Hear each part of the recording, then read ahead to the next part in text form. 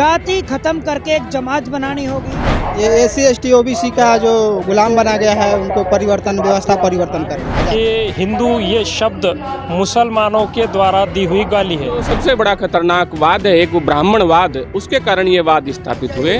ये मशीन बंद करना चाहिए और बैलेट पेपर पर ये चुनाव होना चाहिए। तो हमारी ये व्यवस्था परिवर्तन की लड़ाई है, वाम से व्यवस्था परिवर्तन की लड़ाई वो मुगल मुसलमान जो भारत के मूल निवासी नहीं है, वो विदेशी है, उनके द्वारा भारत के नॉन मुस्लिम लोगों को बोला गया था हिंदू। मैं राष्ट्रीय सिख मोर्चा प्रदेश अध्यक्ष हरियाणा से अंकुर सिंह और बलप्रीत सिंह खालसा नींग फौज जी। सर, जैसा कि आप देख रहे हैं बामसेप का 40वां और भारत मुक्ति मोर्चा का 13वां अधिवेशन का कार्यक्रम अभी जारी है। पहला मेरा सवाल ये है सर, आप कब से जुड़े हुए हैं सर? मेरे को करीबन 2 से 3 साल हो गए होंगे। सबसे पहले मेरा जो कार्यक्रम था वो नागपुर के अंदर ही, यही इसी नागो की धरती पे, जो 6 अक्टूबर 2022 को नागपुर में आरएस हेडक्वार्टर का घेराव किया गया था, उसमें सबसे पहले हरियाणा की तरफ से मेरे को ही उस बस में चढ़ाया गया था जो वहाँ पे गिरफ्तारी दे रहे थे। यहाँ लोगों के हिसाब से जो भी प्रमुख मुद्दे हुए हैं सर, आप उन पे कैसे प्रकाश डालेंगे सर? सबसे पहला तो मुद्दा है हमारा ईवीएम का, दूसरा मुद्दा है हमारा ओबीसी समाज की जातीय जनगणना, फिर हमारा अधिकार है जो महिलाओं का अधिकार जो है वो संसद में 50% होना चाहिए। फिर उसके बाद में जो हमारा मुद्दा आता है, जो सभी चीज़ों को प्राइवेट किया जाता है, उसके अंदर एससी एसटी ओबीसी माइनॉरिटी के जो लोगों को अलग से आरक्षण दिया जाए, और जो आरक्षण बढ़ाया गया है 50% से ज़्यादा किया गया है ईडब्ल्यूएस के माध्यम से, तो उसको जो हमारे राजपूत समाज है, जाट समाज है, गुज्जर समाज है, यादव समाज है, और हमारा जो अहीर जो यादव है, उनको भी उसके हिसाब से 100% करके आरक्षण, उनको भी आरक्षण दिया जाए जी। और भी प्रमुख मुद्दे रहे हैं जैसे कि आरक्षण, जातिवाद है, और भी है। ईवीएम के बारे में आपका क्या कहना है? ईवीएम तो आरएस बीजेपी की जो सरकार है, मनुवादी जो सरकार है, उनके लिए तो ये, हमारे लिए तो ये मनुस्मृति है, क्योंकि इसी के द्वारा आरएस बीजेपी बार बार हर एक राज्य में घपला कर करके, वोटों की गिनती की चोरी कर करके सत्ता में आ रही है, और उसी के आधार पे लोगों के ऊपर इतना अत्याचार बढ़ता जा रहा है। बेरोजगारी को देख लीजिए, महंगाई को देख लीजिए। आज 5 किलो आटन फ्री लेने के बाद में 1100 रुपये का सिलेंडर लिया जा रहा है, और इससे माड़ी घटना क्या होगी। देखिए, जो आज बामसेप का 40वां राज्य अधिवेशन है, भारत मुक्ति मोर्चा का 13वां राज्य अधिवेशन है, मैं आप सभी से एक विनती कर रहा हूँ, एससी एसटी ओबीसी माइनॉरिटी के जितने भी लोग हैं, ये बामसेप एक ऐसा प्लेटफॉर्म है, यहाँ पे ना कोई जात पूछी जाती है, ना कोई किसी दूसरी बिरादरी के ऊपर लाना चलाया जाता है। आप सभी को जाति खत्म करके एक जमात बनानी होगी, सबको एक नज़रिए से देखना होगा, और जितना भी हो सके, जितनी भी श्रेणी है, चाहे वो शूद्र है, क्षत्रिय है, या फिर बनिया हो गया, ब्राह्मण को छोड़ के आप लोग वामन मेश्राम जी के साथ में इस संगठन को सहयोग करें, और इस संगठन को इतना आगे कारवा बढ़ाए कि 2024 में ही हमारी जो सत्ता है, ओबीसी समाज बहुजनों की जो सरकार है, वो बने जी। क्या नाम है सर आपका? नासिर शेख। कहाँ से आए हैं आप? मैं महाराष्ट्र में डिस्ट्रिक्ट बीड में रहता हूँ और बामसेप का पूर्णकालीन प्रचारक हूँ। सर, जैसे आप ऑल ओवर महाराष्ट्र से लोग आए हुए हैं, तो सर आप कब से जुड़े हुए हैं? मैं तो एक्टिव शाहीन बाग के मूवमेंट से एक्टिव हूँ बामसेप के अंदर, और पिछले 1.5 साल से बामसेप में एज ए फुल टाइमर बोल के काम कर रहा हूँ। फर्स्ट मैं ये कहना चाहूँगा कि बामसेप का पूर्णकालीन प्रचारक ये कोई ड्यूटी नहीं है और ये कोई एम्प्लॉयमेंट नहीं है।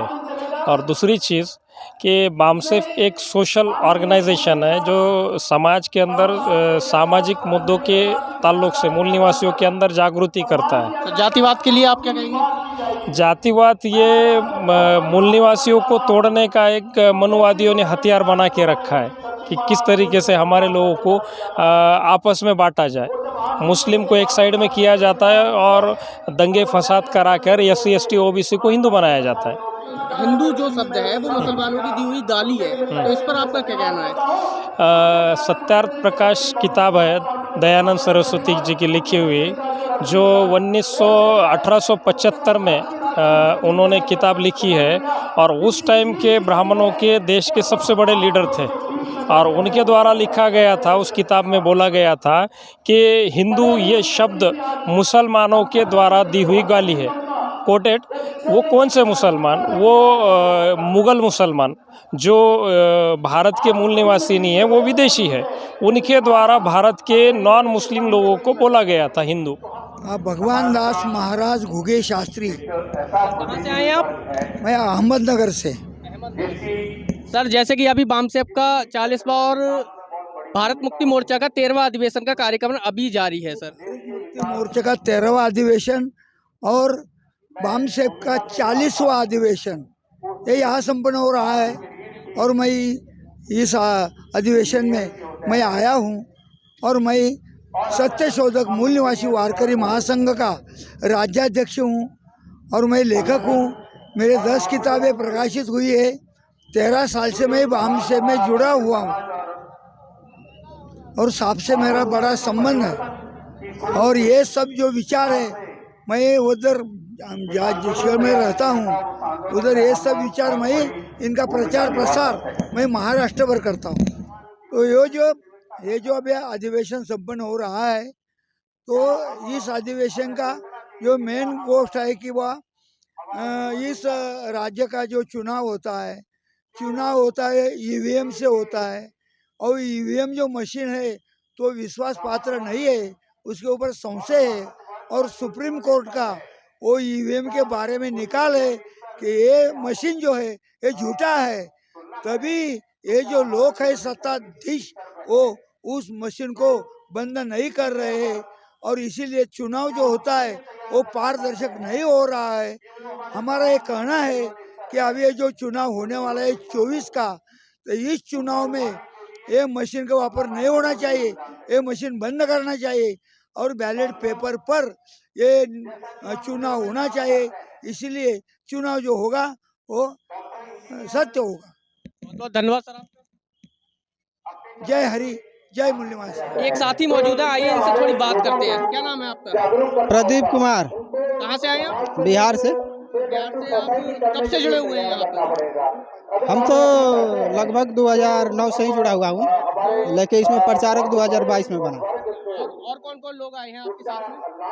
हमारे साथ में ये हमारे प्रभारी जी, बिहार प्रदेश के प्रभारी।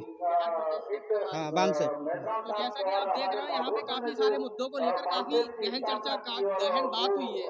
तो आप यहाँ से जाने के बाद पहला कार्य क्या करेंगे? हमारा जो मिशन है ये SC ST OBC का जो गुलाम बना गया है उनको व्यवस्था परिवर्तन करना, आजाद। साथियों, हमारे साथ कुछ लोग मौजूद हैं जो कि उत्तर प्रदेश से आए हुए हैं। आइए इनसे बात करते हैं और पूछते हैं इनके यहाँ आने का प्रमुख कारण क्या रहा। सर, यहाँ समाज परिवर्तन की बात चल रही है, व्यवस्था परिवर्तन की बात चल रही है, दिमाग को परिवर्तित करने की बात चल रही है। मनवादियों के खिलाफ जो उनके षड्यंत्र हैं उस पर चर्चाएं हो रही हैं और उस षड्यंत्र को हम कैसे तोड़ पाएँ या उनसे हम कैसे निकल पाएँ, इन सब चीज़ों पर डिस्कस हो रहा है। आप कब से जुड़े हुए हैं सर? सर, मैं अभी आया हूँ, अभी जुड़ा हूँ, कल आया, फर्स्ट अटेम्प्ट है सर। पहली बार आया हूँ इस अधिवेशन में। ये समझ लीजिए कि मैं अभी जुड़ा हूँ बस। मैं सोच भी नहीं सकता मुझे इतना अच्छा यहाँ पे लगा है, क्योंकि मैंने सुना था कि बामसेफ एक विचारधारा है। उस विचारधारा से जुड़ के मुझे बहुत अच्छा लग रहा है और मैं हमेशा से जुड़ा रहूँगा और आगे भी इसके लिए काम करूँगा। जैसे आपने कहा कि बामसेफ एक विचारधारा है, तो यहाँ से जाने के बाद आप किन किन जैसे ज़्यादा से ज़्यादा लोगों को जोड़ना चाहेंगे इससे? बिल्कुल, जो मेरे संपर्क में है मैं उनको, अपने साथियों को, अपने समाज के लोगों को और अपने जितने भी मेरे जान पहचान में है सबको जोड़ने का भरपूर प्रयास करूँगा और कोशिश अधिक से अधिक प्रयास करूँगा जोड़ने का। मेरा नाम चंद किरण। सर, आप कहाँ से आए हैं? मैं सहारनपुर से आए, हम सब लोग सहारनपुर से आए हैं, उत्तर प्रदेश, सहारनपुर उत्तर प्रदेश। सर, तो आप कब से जुड़े हुए हैं सर? मैं 2005 से जुड़ा हुआ हूँ और वर्तमान में राष्ट्रीय मूल निवासी बहुजन कर्मचारी संघ, मैं उसका राष्ट्रीय सचिव हूँ और उत्तर प्रदेश प्रदेश अध्यक्ष। सर, आप काफ़ी समय से जुड़े हुए हैं, तो सर आपके साथी लोग भी आए हुए हैं यहाँ पर। जैसा कि आपने देखा भी होगा कि काफ़ी और भी अधिक मतलब प्रदेशों से लोग आए हुए हैं। तो हमारा आपका कहना ये है कि आप काफ़ी समय से जुड़े हुए हैं, तो आप इस आंदोलन को किस नज़रिए से देखते हैं? जो आंदोलन है, जो समाज के अन्य संगठन, चाहे वो सामाजिक संगठन हो या राजनीतिक संगठन, जो इन बहुजन समाज के यानी SC ST OBC और माइनॉरिटी के जो संवैधानिक मुद्दे हैं उनको जो नहीं उठाता था, इन कार्यक्रमों के माध्यम से जो विषय लगाए गए हैं, बामसेप और भारत मुक्ति मोर्चा के बामसेप 2 दिवसीय और भारत मुक्ति मोर्चा का 3 दिवसीय कार्यक्रम है, जो उस पर जो मुद्दे रखे गए, जब से भी मुद्दे रखे गए, जैसे OBC की जातिगत जनगणना, इसको कोई भी राजनीतिक पार्टी नहीं उठाती थी, बल्कि उठाती नहीं, जो विरोध करती थी, आज उनकी व्यवस्था बन गई, वो इस मुद्दे को उठाना पड़ गया उनको। तो ऐसे बहुत से मुद्दे हैं जो उन मुद्दों को दूर रखती थी, वो किसी भी प्रकार का नाम नहीं लेती थी, आज उनकी मजबूरी बनी हुई है। तो इस कार्यक्रमों में इन विषयों पर जो ज्वलंत समस्याएं हैं SC ST OBC और माइनॉरिटी की, उसको इन शिविरों में, इन राष्ट्रीय अधिवेशन में उठाया जाता है। और फिर अच्छा ये लगता है कि आज इस देश की जो राजनीतिक पार्टी जो संवैधानिक अधिकारों को समाप्त करना चाहती है, वो उनको व्यवस्था है, वो चाहे दिखाने के नाम के लिए, लेकिन उनको बोलना पड़ रहा है। तो हमको बहुत अच्छा लगता है कि बामसेप, जो हमारे पूर्वजों के द्वारा इस संगठन की स्थापना की गई थी और कर्मचारियों को पे बैक टू सोसाइटी का जो सिद्धांत बताया गया था, उसको आज वर्तमान समय में वामन मेश्राम साहब के नेतृत्व में उसने एक विशाल रूप ग्रहण किया हुआ है। सर, जैसे कि अभी पहल की जा रही है, तो आप किन किन जैसे मुद्दों को सर ने कहा भी था, अभी वामन मेश्राम जी ने कहा था कि गांव-गांव तक पहुंचाना चाहिए हमें और इस पे काफ़ी गहनता से विचार करना चाहिए, जिससे और भी तरीके अपने साथियों लोगों को जोड़ना, परिवार के लोग हैं उनको जोड़ना। तो आप इस बारे में क्या कहना चाहेंगे सर? इसके लिए एक तो सबसे पहले मैं आप लोगों का धन्यवाद देना चाहूँगा कि जो मीडिया, जो आप लोग हमारी ये जानकारी एक कमरे में बैठे हुए को आप तमाम लोगों को ये दिखाने का प्रयास कर रहे हैं, तो उसमें एक सबसे बड़ा योगदान आप जैसे साथियों का है, जो इस यूट्यूबर चैनल का है, कि जो समस्याएं जो स्थापित मीडिया है जिनको वो छुपाता था, वो आपके माध्यम से बहुजन समाज में जा रही है और जागृति आ रही है। तो अभी जो बताया गया साहब के द्वारा भी ये कहा गया कि हम लोग 6743 जो तोड़ी हुई जातियाँ हैं उनको इकट्ठा करेंगे, क्षेत्रवाद, प्रांतवाद, जातिवाद, इस सब से लिए जो समाप्त कर के जो सबसे बड़ा खतरनाक वाद है, एक ब्राह्मणवाद, उसके कारण ये वाद स्थापित हुए और उस वाद को हम लोग इस दिए गए साहब के निर्देशों से जल्दी ही समाप्त कर के इस देश में संवैधानिक व्यवस्था बहाल करेंगे। साहब सर क्या नाम है सर आपका? मैं इंजीनियर DP सिंह और मैं सहारनपुर से हूँ। मैं हाइडल में एक्शन था बिजली विभाग में। सर आप हाइडल में बिजली विभाग में हैं, तो सर आप कब से जुड़े हुए हैं हमें? मैं 2001 से जुड़ा हुआ हूँ। वर्किंग में था, मैं तब भी काम कर रहा था और वर्किंग के बाद, रिटायरमेंट के बाद भी मैं काम कर रहा हूँ निरंतर, और मैं बहुजन मुक्ति पार्टी का राष्ट्रीय महासचिव हूँ। पहला मेरा सवाल ये रहेगा कि ब्राह्मणवाद पे आपका क्या कहना है? देखिए, आज जो ब्राह्मण ने अपनी व्यवस्था स्थापित कर रखी है और जो सदियों से इस व्यवस्था पर काबिज है, तो हमारी ये व्यवस्था परिवर्तन की लड़ाई है। वाम से व्यवस्था परिवर्तन की लड़ाई लड़ रहा है। और व्यवस्था कौन सी परिवर्तन? पहले तो व्यवस्था की समझ होनी चाहिए, और जब व्यवस्था की समझ होगी तो हम व्यवस्था परिवर्तन करेंगे। बामसेप ने हमें व्यवस्था की समझ की जानकारी दी है और व्यवस्था परिवर्तन के लिए हम काम कर रहे हैं, क्योंकि इस देश में जो वर्टिकल व्यवस्था बनी हुई है, इसको समानांतर करना चाहते हैं बामसेप। जो समानांतर करना, इसी के लिए 1978 से माननीय काशीराम साहब ने, आज तक ये वामन मेश्राम साहब के द्वारा आंदोलन चलाया जा रहा है। ये व्यवस्था परिवर्तन लड़ाई है, क्योंकि दुश्मन ने सारे रिसोर्सेज पर कब्जा कर रखा है। अनियंत्रित उसका कब्जा हो चुका है। वो कब्जा लोकतंत्र में किसी भी एक वर्ग का, एक मुट्ठी भर लोगों का कब्जा नहीं होता। लोकतंत्र में सबको साझेदारी होती है, वही लोकतंत्र होता है। लेकिन यहाँ पर मात्र 3% लोगों ने इस देश पर कब्जा कर रखा है, पूरी व्यवस्था पर कब्जा कर रखा है। तो ये व्यवस्था परिवर्तन लड़ाई है, क्योंकि SC ST OBC माइनॉरिटी के जो लोग 90% लोग हैं, 85-90% लोग हैं, आज उनके हाथ में कुछ नहीं है। समझे, केवल आरक्षण के जरिए कुछ नौकरी आई, और नौकरी मिलने के कारण जो हमारे लोगों के उस स्थिति में थोड़ा सुधार आया, उसी कारण के पेट में दर्द होने लगा। तो इन्होंने उन नौकरी आरक्षण को भी, प्राइवेटाइजेशन के जरिए उन नौकरी को भी ख़त्म करने का जो कार्यक्रम इनके द्वारा चलाया जा रहा है, अगर इन नौकरियाँ भी खत्म हो जाएंगी तो हमारे पास क्या बचेगा? इसलिए अब आमूल चूल परिवर्तन लड़ाई है, व्यवस्था परिवर्तन लड़ाई है, क्योंकि लोकतंत्र में शासक वो होते हैं जिनकी संख्या होती है, लेकिन यहाँ मुट्ठी भर लोग शासक बने हुए हैं। तो एक ये व्यवस्था को बदल के बहुजनों का राज स्थापित करने की ये हमारी लड़ाई है। सर जैसे कि आपने कहा कि अभी आरक्षण है और भी आपने काफ़ी सारी बातों जैसे एसटी एससी ओबीसी वर्ग के साथ में ब्राह्मणवादियों ने उन पर कब्जा कर रखा है और जबकि उनकी जो संख्या है वो काफ़ी आप लोगों के मुकाबले काफ़ी कम है। तो इन सारी चीज़ों से निपटने के लिए या इन सारी चीज़ों जैसे आपके समाज के लोग हो गए, हमारे समाज के लोग हो गए, एससी एसटी ओबीसी वर्ग के लोग हैं, उनको जागरूक करने के प्रति आपका क्या विचार है सर?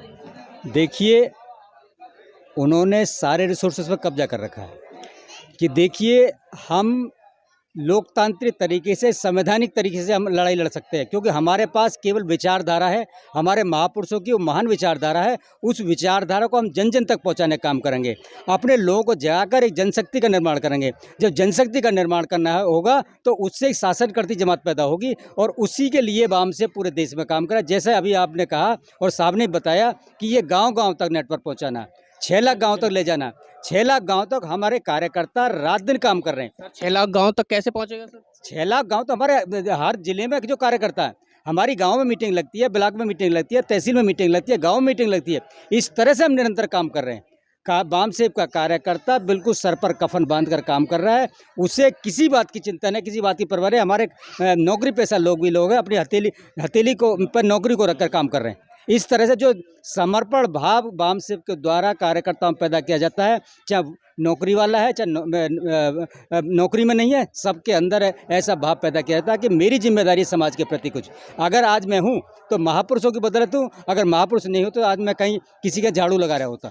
ये जो भाव पैदा किया जाता है वाम सेव के द्वारा, आज कर्मचारी वो भाव पैदा हो गया है, जो नॉन कर्मचारी है उनके अंदर वो भाव पैदा हो गया है। और एक दिन हम जरूर इस विजय को हासिल करेंगे। व्यवस्था पर लड़ाई है, हम इस देश के शासक जरूर बनेंगे, ये बाबा साहब डॉक्टर अम्बेडकर कह के गए। एक सवाल मेरा और था सर, जैसे समानताएं जो होती हैं वो सारे, एक बुद्ध धर्म जो कहता है हमारा कि वो सारे लोगों को समान देखा जाए, बामन मेश्राम जी का भी मानना यही है। और जो असमानताएं फैलाते हैं, जैसे ब्राह्मणवादी लोग हो गए, मनुवादी लोग हो गए जिन्हें कहा जाता है, वो असमानताएं फैलाते हैं, तो इस वर्गीकरण को कैसे कम किया जा सकता है सर, हमारे देश से, हमारे लोगों के हिसाब से? देखिए, इस वर्गीकरण को पहली शर्त है कि लोगों को अपनों को जगाना, जागृत करना। जो बीमारी है उस बीमारी से अवगत कराना। बीमारी क्या? ब्राह्मणवाद। ब्राह्मणवाद क्या? ब्राह्मण ने इस देश के अंदर ऊंच नीच की व्यवस्था बना रखी है। इस ब्राह्मणवाद को, मनुवाद को ख़त्म करके इस देश में बहुजनों की सत्ता स्थापित करना, और सत्ता जिनके कब्जे में होती है, व्यवस्था उसके हिसाब से चलती है। पर आज सत्ता उनके कब्जे में, तो व्यवस्था उन्होंने अपने हिसाब से चला रखी है। जब सत्ता हमारे कब्जे में होगी तो इस देश में समता मूलक समाज की स्थापना होगी, और समता मूलक समाज की स्थापना बहुजनों के हाथ में सत्ता आएगी, दिल्ली की सत्ता जब आएगी तभी हो सकता है। वरना अगर इनकी मदद से अगर हमारा का बहुजन समाज का प्रधानमंत्री बन जाता तब भी कुछ नहीं होने वाला। वो रबर की मोहर होगा, जैसे आज हमारी राष्ट्रपति हैं और पूर्व राष्ट्रपति भी रहे। और अगर खड़गे को जो प्रधानमंत्री बनाने की बात की जा रही ना, अगर खड़गे भी प्रधानमंत्री बन गए तो भी कुछ नहीं होने वाला। ये आंदोलन चला जा रहा है, इस आंदोलन से निकलकर जो आएगा वही इस देश में परिवर्तित कर सकता है, और वही समता मूलक समाज की स्थापना कर सकता है। समता मूलक स्थापना होने के बाद ही ये ब्राह्मणवाद का समूल नाश हो सकता है। जो ऊंच नीच की व्यवस्था को पैदा करने वाले लोग हैं, वो मुट्ठी भर लोग हैं इस देश में, और उस व्यवस्था से बहुसंख्यक वर्ग को नुकसान होता है, और उस व्यवस्था को वो लोग ढोते हैं। तो हम जागृति के माध्यम से उस व्यवस्था की जानकारी संगठन के माध्यम से देते हैं। तो इसलिए उस व्यवस्था को समझ करके जो इस व्यवस्था को पैदा करने वाले लोग हैं, हम उनके लिए भी ये व्यवस्था देना चाहते हैं। भारतीय संविधान सबको अधिकार देता है, तो अगर वो सबको अधिकार देता है, वो मुट्ठी भर लोग जो इस व्यवस्था को बनाए हुए इस देश में और गैर संवैधानिक कार्य करते हैं, वो भारतीय संविधान को नहीं मानते। हम संवैधानिक व्यवस्था को मानने वाले लोग हैं, उनसे भी जो मुट्ठी भर, कांसीराम साहब ने कहा, वो मुट्ठी भर लोग हैं। एक तरीके से काबिज रहे हैं ना वो सभी सारी वर्गीकरण के सिस्टम में, जाए एसटी एसटी ओबीसी, तो इन लोगों को तो जागरूक होना पड़ेगा ना। तो सर वो पहल कैसे शुरुआत होगी उसकी? वो हमारा गौरवशाली इतिहास रहा। सम्राट अशोक का जो शासन काल है वो हमारा गौरवशाली इतिहास है। तमाम इतिहास है हमारा गौरवशाली इतिहास, उसको हम बताने का कार्य करते हैं। वामसेव इसलिए पढ़े लिखे लोगों का संगठन है, जो हम लोगों को पढ़ाया गया, उसमें ही हमारा गौरवशाली इतिहास है। और हम इन कार्यक्रमों के माध्यम से विषयों के इन अधिवेशनों में हम उनको विषय बनाते हैं। और पढ़े लिखे लोगों को जो उनको पढ़ाया गया, केवल लिखा पढ़ाया गया है, तो उस इतिहास में, इतिहास का एक सिद्धांत है, जीते हुए लोग अपना इतिहास लिखते हैं, लेकिन हारे हुए लोग भी उसी इतिहास में अपना इतिहास ढूंढते हैं। तो हमारे महापुरुषों ने अपना इतिहास ढूंढा। ये नागपुर की भूमि पर आप हमारा ये जानकारी ले रहे हैं, ये नाग भूमि है। तो हम सभी लोग नागवंशी लोग हैं और उस नागवंशी इतिहास को बता करके हम इस देश में समतामूलक समाज की स्थापना करना, यही हमारा मकसद है। और उस वर्गीकरण को समाप्त हो जाएगा वो वर्गीकरण जब बहुसंख्यक वर्ग को ये जानकारी होगी कि ये देश हमारा इस मूल निवासी देश है। ये इतिहास रहा कि ये सोने की चिड़िया रहा जब हमारा ये साम्राज्य था, पुनः हम इस देश को सोने की चिड़िया बनाना चाहेंगे। सर देखते रहिए इंडस न्यूज़ 24/7 के साथ। मैं अनुभव सक्सेना, नमस्कार।